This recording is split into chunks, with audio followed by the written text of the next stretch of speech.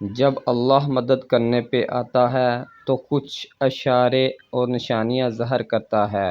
جب تم مدد مانگتے ہو تب تم ان ذریعوں سے مدد پہنچائی جاتی ہے جن کا تم تصور بھی نہیں کر سکتے، جیسے نوح تک پہنچائی گئی، کیونکہ تم اللہ کی مصلحتیں نہیں جان سکتے، اور دعائیں تو ناممکن کے لیے ہی ہوتی ہیں، اور جو نوح کا خدا ہے وہ تمہارا بھی خدا ہے۔ تم نہیں جانتے کہ اللہ نے تمہارے لیے کیا کچھ سوچ رکھا ہے۔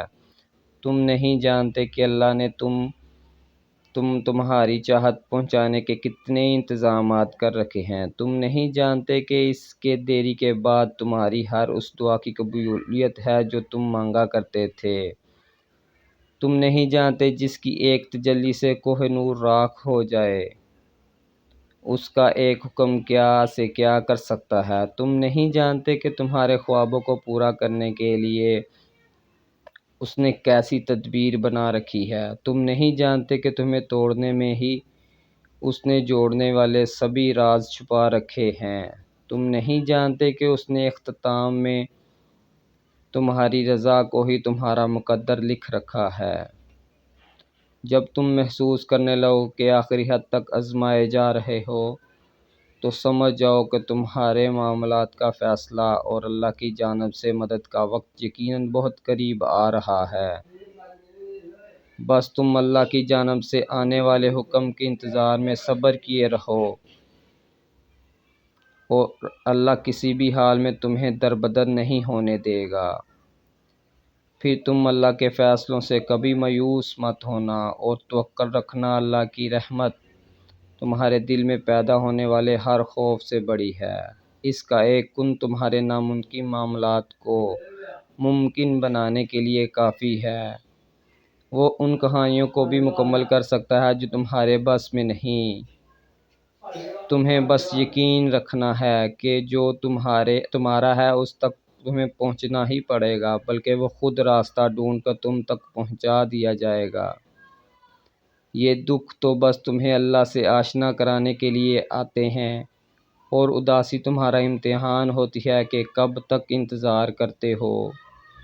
پھر تمہیں وہ سب واپس دے دیا جاتا ہے جس کے بارے میں تم اللہ سے بات کیا کرتے تھے، جس کے لیے تم راتوں کو اٹھ کر التجا کیا کرتے تھے۔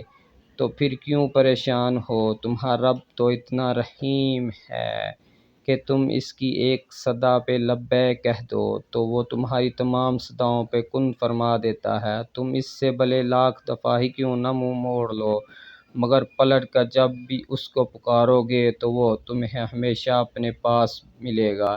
اس کی ایک محبت تو ایسی ہے کہ وہ روٹھ کر بھی روٹھا ہوا نہیں لگتا، تو پھر ایسی محبت سے مایوسی کیسی؟ تو پھر جو چاہے اسے اللہ سے ضرور مانگو، مگر اس کے پیچھے بھاگو مت۔ اگر دل کا سکون چاہتے ہو تو ان معاملات کو اللہ کے حوالے کرنا سیکھو جنہیں تم بدل نہیں سکتے۔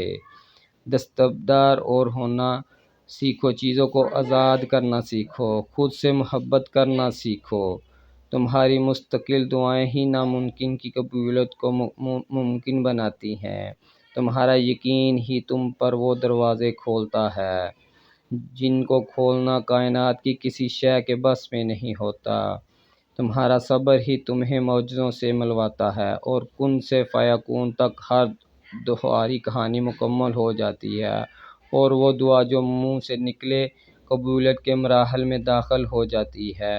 وہ ٹوٹے ہوئے دل کی دعا ہے، بس پھر جو مانگ لیا جاتا ہے اس کی عطا بھی دیری نہیں کی جاتی۔ پھر وہ شے بھلے ہی تمہارے نصیب کا حصہ نہ ہو۔ کیا تم نے سنا نہیں تمہارا رب سب کچھ کر سکتا ہے؟ تم جتنی دفعہ دعا مانگتے ہو اللہ اتنی دفعہ تمہاری دعاؤں کے جواب دیتا ہے۔ تم یہاں ایک قطرے کے لیے رو رہے ہو جب تمہارا رب تو تمہیں 7 سمندر عطا کرنے پر بھی قدرت رکھتا ہے۔ تمہارا کام بس دعا کرنا ہے۔ عطا کی تدبیریں وہ خود جانتا ہے جس نے صرف 6 دنوں میں آسمان اور زمین اور ان میں موجود ہر شے بنا ڈالی۔ تمہیں لگتا ہے کہ اس رب کے لیے تمہارا مقدر بدلنا مشکل ہے؟ اس کے لیے کچھ بھی ناممکن نہیں، اس کے لیے کچھ بھی مشکل نہیں۔ اس غم کے بعد اس نے تمہارے لیے خوشی کو چن رکھا ہے۔ اس مشکل وقت کے بعد تمہارے لیے آسانیاں ہی آسانیاں ہیں۔